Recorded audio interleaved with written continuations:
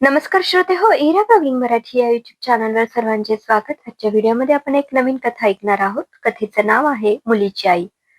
सुनेची आई आली म्हणून विदुला काकूने नाक मुरडलं आणि त्या स्वयंपाकघरात निघून गेल्या. तशी चहाची वेळ झाली होती म्हणून त्यांनी 2 कप चहा ठेवला. आभाळ गच्च दाटून आलं होतं. कधी पाऊस पडेल याचा नेम नव्हता. विदुला काकूंनी मनोमन प्रार्थना केली, देवा, आत्ता पाऊस पडायला नको, नाही तर या इथेच थांबायच्या. सोपस्कार म्हणून त्यांनी आपल्या सुनेच्या आईसमोर चहाचा कप जवळ आदळला. हे घ्या, आता कसं येणं केलं? तुमच्या सुनेच्या डोहाळ जेवणाची तारीख ठरवायची आहे ना, त्यासाठी आले, रजनीताई म्हणाल्या. अहो, आम्ही ठरवून कळवली असती तारीख, तुम्ही कशाला आलात? म्हणजे पाऊस कधीही येईल, मग तुम्हाला घरी जाणं मुश्किल होईल म्हणून म्हणाले मी.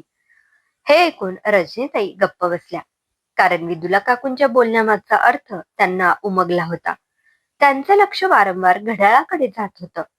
सई यायच्या वेळेत त्या आल्या होत्या, कारण तिच्याशी बोलून लगेच घरी जाता येईल हा त्यामागचा उद्देश. आपण इथे आलेलं विदुला काकूंना आवडत नाही हे रजनीताईंना माहित होतं, पण लेकीसाठी हा अपमान सहन करण्याची त्यांची तयारी होती. रजनीताईंनी आपल्या लेकीचं म्हणजेच सईचं लग्न व्यवस्थितरित्या करून दिलं होतं. कुठल्याही सणवारात कोणतीही कमी ठेवली नव्हती. तरीही विदुला काकू अशा का वागतात हे एक कोडच होतं. आज नेमका सईला यायला उशीर झाला. त्यातच पावसाचे थेंबही बरसू लागले. बेफाम वाराही सुटला. आता मात्र रजनीताई चलबिचल झाल्या. अशा अवस्थेत कशाला नोकरी करावी पोरीने, हे वाक्य न कळत त्यांच्या तोंडून एकदम निघून गेलं. त्यात काय एवढं? गरोदरपणात आम्हीही नोकरी करत होतो, आम्हाला काही झालं नाही. उलट दोन्ही मुलं गुणीच निपजली, विदुला काकू तोऱ्यात म्हणाल्या. यावर रजनीताई नुसत्याच हसल्या. इतक्यात सई आली. आई, रजनीताईंना अचानक आलेलं बघून तिला आनंद झाला. आज कशी काय आलीस? अगं, तुझ्या डोहाळ जेवणाची तारीख ठरवायची आहे ना, त्यासाठी तर आले. तर जणू काय सगळा खर्च ह्या स्वतःच करणार आहेत, विदुला काकू मनातल्या मनात म्हणाल्या. त्यांच्या मनातलं जणू काही रजनीताईंनी ओळखलं आणि पुढे त्या म्हणाल्या, सई, बाबांनी पुन्हा नोकरी धरली. रिटायर झाल्यानंतर घरात बसून त्यांना अगदीच कंटाळा येत होता.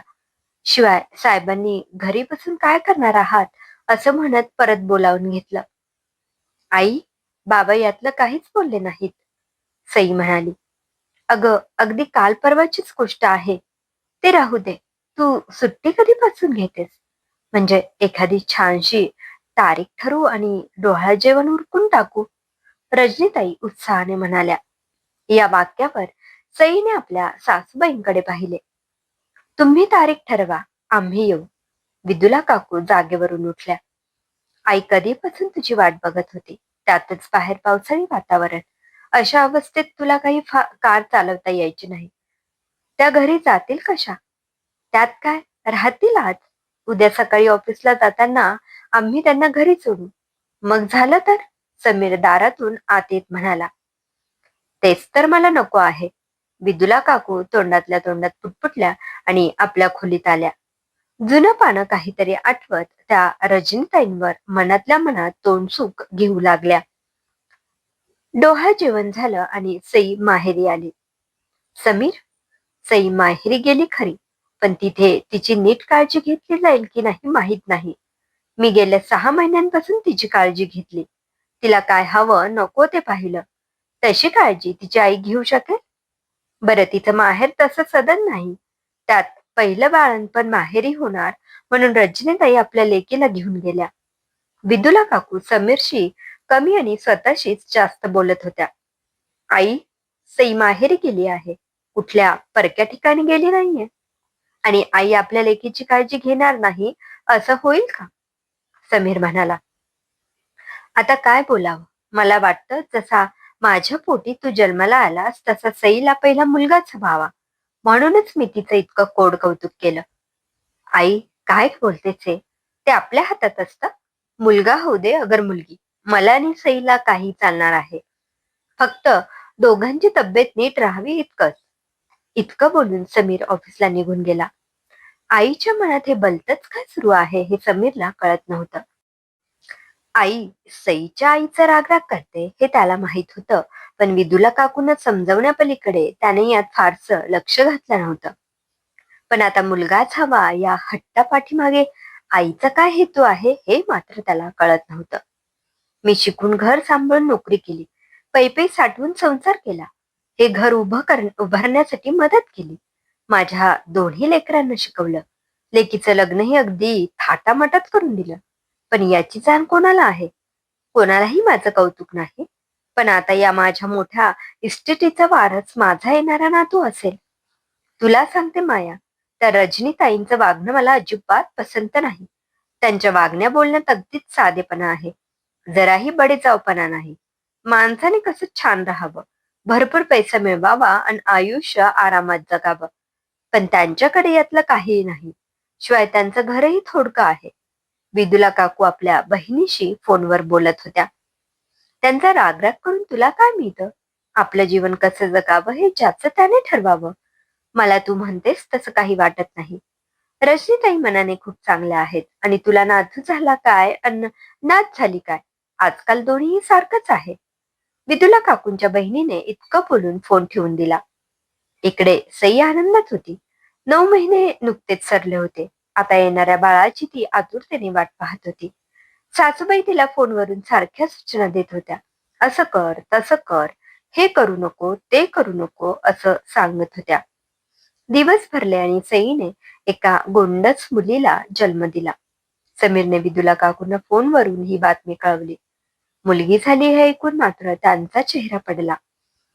मला मुलगाच हवा होता रे, या घराचा, माझ्या मिळवलेल्या संपत्तीचा वारस.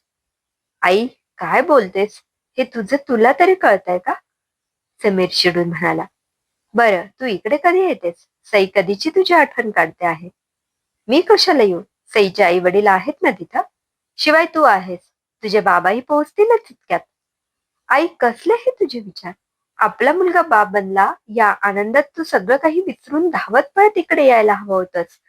खरंच मला कीव वाटते तुझ्या विचारांची. समीरच्या डोळ्यात पाणी आलं. गैरवरल्या स्वरात त्याने फोन ठेवून दिला. समीर, काय झालं? रजनीताई समीर जवळ येत म्हणाल्या. काही नाही, हे आनंदाचे अश्रू आहेत आई. माझ्यापासून काय लपवता? तुमच्या आई मुलगी झाली म्हणून नाराज तर झाल्या नाहीत ना? माझ्या मते तुमच्या डोळ्यातल्या अश्रूंचं खरं कारण हेच असावं. असो, तुम्ही आनंदात आहात ना? सई आई झाली आणि तुम्ही बाबा. याहून आणखीन दुसरा मोठा आनंद कोणता असू शकतो? मी बोलते तुमच्या आईशी. जा तुम्ही आत, सई तुमची वाट पाहते आहे. रजनीताईंनी विदुला काकूंना फोन लावला. येताय ना इकडे? तुमची सून एका गोंडस मुलीची आई झाली. जशा तुम्ही तुमच्या लेकीच्या आई आहात, अगदी तशीच. तुम्हाला जसा लेक झाल्याचा आनंद झाला होता, तसा आज माझ्याही लेकीच्या म्हणजेच तुमच्या सुनेच्या वाट्याला आला बघा. निदान आज तरी मुलीच्या आईचा राग मनात धरू नका. सई कधीची तुमची आठवण काढते आहे आणि इवलिश नात आपल्या आजीची वाट पाहते आहे. नातीचे स्वागत करायला तुम्ही इथे हव्या आहात. रजनीताईंनी आपले डोळे पुसले. रजनीताईंचे गोड हळवे शब्द विदुला काकूंच्या मनावर परिणाम करून गेले. आपल्या नातीच्या ओढीने त्या सारं काही विसरून धावत पळत आल्या. या इवल्याशा गुलाबी रंगाच्या दुपट्यात गुंडाळलेल्या आपल्या नातीला पाहून विदुला काकूंना प्रेमाचा पाणा फुटला. सईला प्रेमाने जवळ घेत त्यांनी रजनीताईंची डोळ्यांनीच माफी मागितली.